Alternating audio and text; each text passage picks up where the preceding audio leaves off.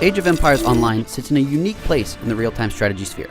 It's a traditional RTS that owes many of its gameplay elements to Age of Empires 2, but it brings to the table MMORPG-style items, quests, and communication options. But do these additions break new ground in the RTS genre, or is Age of Empires Online the computer game equivalent of a platypus?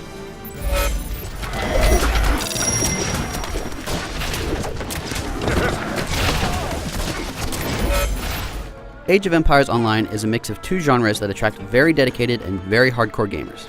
In what I assume to be an attempt to broaden the game's appeal, the developers strayed from the normally realistic graphical style of other Age of Empires games and chose a cartoony, heavily exaggerated art style. In fact, it looks a lot like a Disney film. If you've never played an Age of Empires game, the premise is simple. Create villagers to harvest 4 resources: stone, wood, food, and gold, and use those villagers to build economic and military structures. Establish an army, and then crush your opponent into an icky red pulp. The colorful art style makes AoE Online instantly recognizable. It helps keep system requirements low, and helps you sleep at night after murdering hundreds of villagers. Both of the currently available civilizations have a campaign with a storyline, but the story is of little consequence and is conveyed solely in quest dialogue. Indeed! Oh well, neither MMORPGs or RTS games are exactly known for awesome storytelling.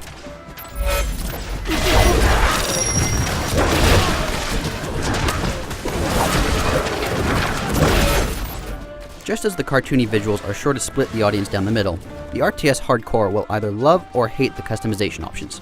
As an avid Magic the Gathering player, I love the ability to outfit my units and choose perks in an effort to form a strategy well before I reach the battlefield. It reminds me of building a good deck of cards.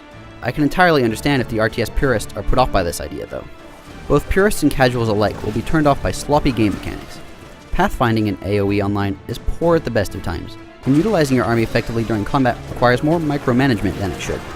If you can ignore these annoyances, however, you'll find some genuinely creative quests that simulate boat races and tower defense games, and keep much of the gameplay from becoming too repetitive. And if you're a long-standing AoE fan, Online will, if nothing else, give you a blast of nostalgia to the face. But be forewarned, though it's referred to as a free-to-play game, free-to-play elements are little more than a glorified demo of each faction's capabilities. If you really want to have fun with AoE Online, you'll have to buy one of the premium civilization packs.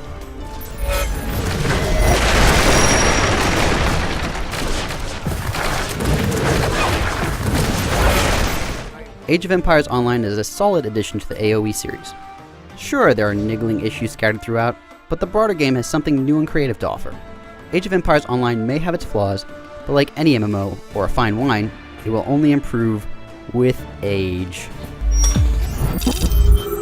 For more on Age of Empires Online, head to IGN.com.